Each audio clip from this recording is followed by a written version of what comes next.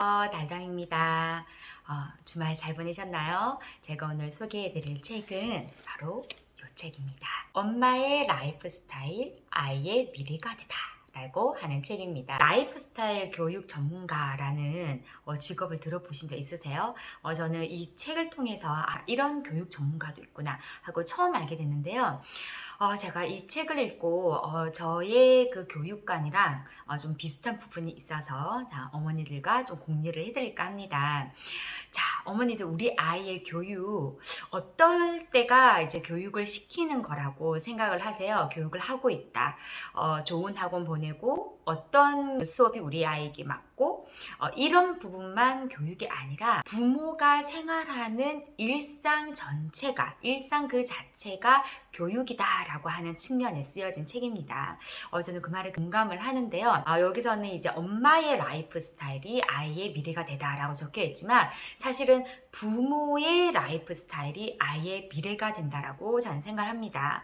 우리 아이들은 부모의 등을 보고 자란다라고 얘기를 하잖아요. 아이들이 부모가 어떤 라이프 스타일을 살고 있는가를 보면서 그대로 체득을 한다라는 거죠. 그러니까 우리가 참 아이 앞에서는 찬물도 함부로 못 마신다라는 말이 있잖아요. 그 말처럼 정말 아이 앞에서 하는 모든 행동, 부모가 하는 모든 생활 습관, 이게 모두 아이에게 그대로 교육이 된다라는 거죠.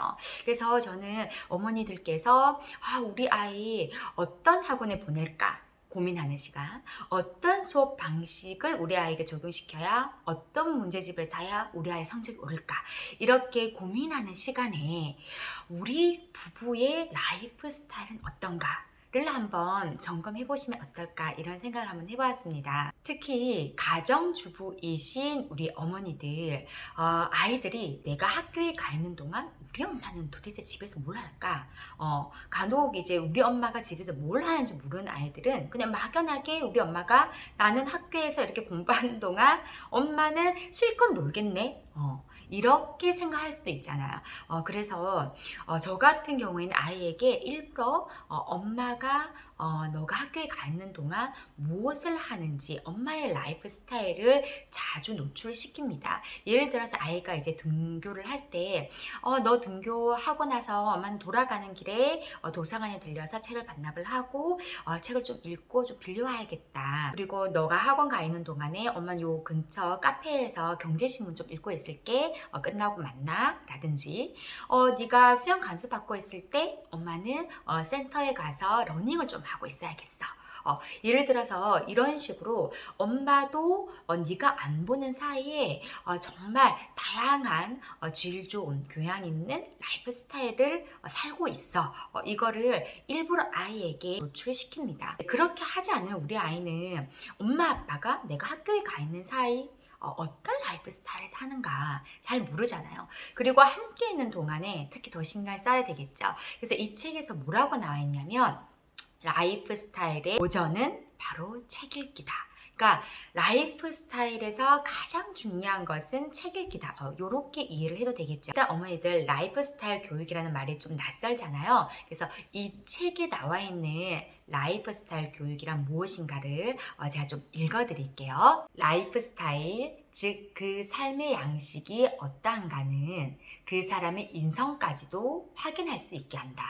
자신만의 독특하고 차별화된 삶의 양식을 만들어 살아가는 것, 당당한 자존감으로 세계에 대한 통찰로 기꺼이 웃으며 독립적인 개체로 성장하는 것이 곧 라이프 스타일 교육 철학의 핵심이다.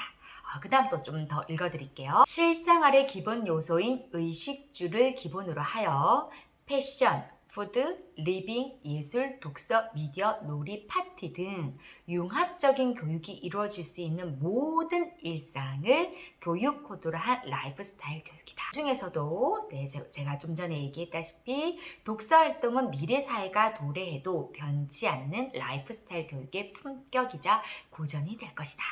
저는 이 책을 읽으면서 누가 딱 떠올랐냐면 교육사회 학자인 브루디에가 떠올랐습니다. 제가 이제 교육학을 이제 오랫동안 전공을 하다 보니까 이 브루디에의 문화 자본론이라고 하는 그 이론이 딱 떠올랐는데요. 이 브루디에라고 하는 사람은 이 이론에서 우리는 세 가지 문화 자본을 가지고 있다.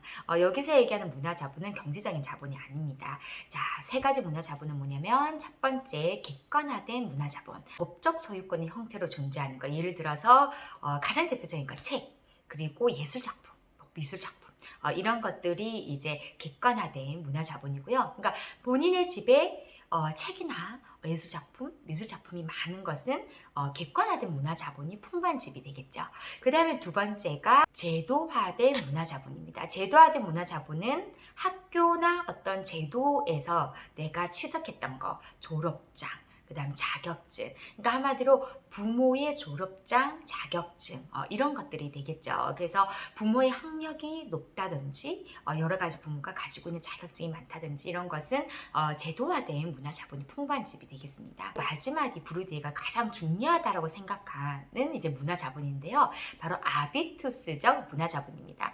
이것은 이제 한 개인이 아주 어렸을 때부터 가정에서 이제 지내면서 자연스럽게 체득화된 어떤 개인적인 성향, 그러니까 한마디로 취향, 집안의 어떤 분위기로 인해서 개인에게 체득화된 취향이나 성향을 아비투스적 문화 자본이라고 하거든요. 그런데 이 아비투스적 문화 자본이 굉장히 중요하다라고 이제 이야기를 합니다. 그래서 저는 이제 이 책을 읽으면서 딱 브루디의 아비투스적 문화 자본을 이제 설명하고 있다라고 하는 느낌이 딱 들었어요.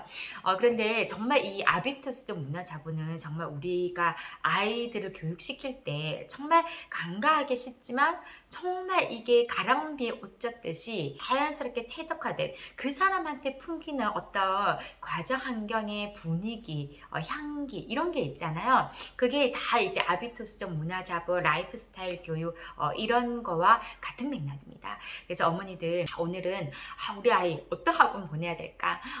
그 다음에 뭐 어떤 문제집 사야 되고 어떤 선생님을 가상학습으로 붙여야 될까?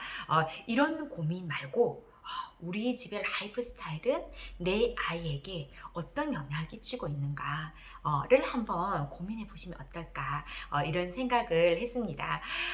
그 중에서 이제 제일 좋은 게 아까 말씀드린 대로 독서, 그리고 이제 여러 가지 뭐 연주회, 그 다음에 뭐 공연 보러 가기, 그 다음에 뭐 전시회 보러 가기, 뭐 이런 것들도 다 라이프 스타일 안에 들어가는 게 되겠죠. 그런데 이제 이렇게만 설명을 하면 그러면 결국에는 집이 잘 살고 부자이면 이 라이프 스타일이 좀 더 고급지고 교양 있게 되는 것이 아닌가. 결국에는 돈 많은 집이 이 아비투스 문화 자본이 많은 거겠다. 이렇게 오해하실 수가 있는데요. 여기서 얘기하는 라이프 스타일 교육 그리고 아비투스 문화 자본 같은 경우에는 경제적 자본이 아닙니다. 이와 관련해서 이 책에서 뭐라고 적혀 있는지 한 꼭지만 제가 한번 읽어드릴게요. 두간모옥. 이 말은 발을 뻗으면 벽에 닿을 정도로 오종종한 방을 두간모옥이라고 한다고 합니다. 이 두간모옥일지라도 정갈하게 청소된 집안과 네, 어머니들 집안에 한번 둘러보세요. 우리 집이 넓지 않더라도 깨끗하게 늘 정리정돈되어 있는 집인지, 정갈하게 청소가 되어 있는 집인지, 그리고 소찬일지라도, 그러니까 뭐 근사하게 뭐 비싼 외식을 하고, 뭐 근사하게 비싼 음식을 차려놓는 게 아니라 소찬, 아주 간소한 음식이라 할지라도 깔끔하게 차려진 밥상이라고 합니다. 깔끔하게 차려진 밥상이 주는 품격, 격식 있게 먹는 거. 비빔밥을 먹더라도 예쁜 그릇에다가 예쁘게 먹으면 정말 좀 고급진 식당에 온 것 같잖아요. 그러니까 그런 이제 느낌을 생각하시면 될 것 같아요. 그냥 반찬이 간소해도 다 이렇게 정갈하게 이제 차려진 그런 집안에서 아이가 밥을 먹는지, 그리고 입는 거, 브랜드가 입는 옷, 비싼 옷이 아니라 깔끔한 옷에 있어 보면 정말 이제 어른들이 봤을 때 한눈에도 보이는 이제 명품 옷을 입고 오는 아이들이 있어요. 나도 못 입는 명품 옷 아이들이 입고 올 때가 있는데 그것보다 더 중요한 것은 뭐냐, 명품 브랜드 이것이 아니라 아이가 깨끗하고 정갈하게 깔끔하게 옷을 입고 왔는가, 저는 그게 훨씬 더 중요하다고 생각을 합니다. 그리고 자는 것. 우리가 막 마음대로 자지 않고 깔끔하게 잠옷을 입고 입고 이렇게 자는 거. 그래서 우리가 사실은 여러분 잠옷은 우리가 정말 많은 시간 동안 입고 있는 옷이에요. 그쵸? 잠잘 때 입는 옷이니까. 근데 우리가 그냥 잠옷을 집에 그냥 헐렁한 그러니까 안 입는 옷 그냥 입고 자는 분들이 대부분이죠. 사실은 잠옷을 좋은 걸 사야 된다고 합니다.